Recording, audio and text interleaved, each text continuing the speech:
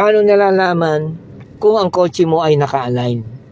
Diretso po. Yes, kung diretso. Titingnan mo yung guhit sa side mirror. Tingnan mo yung body, no? Yung body ng sa ano mo ng kotse mo sa side mirror. Tapos tingin ka sa ground. Ayun. Sa guhit na puti. Pag nakita mong nag-align yan, yung body to guhit sa ground, automatically properly align na yung kotse mo. Align na yung kanan, align din ang kaliwa. Ayun. Okay? So yun, no? Automatic yun. Siyempre, kung kumanan ka, saka lang ka mag-monitor ng view. Okay?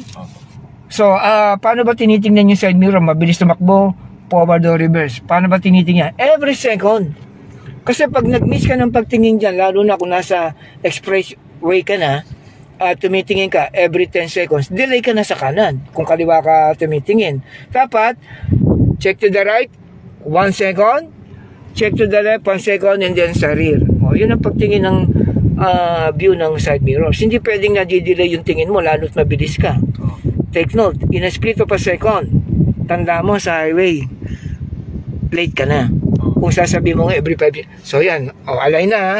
So nakita mo, okay? Okay, good.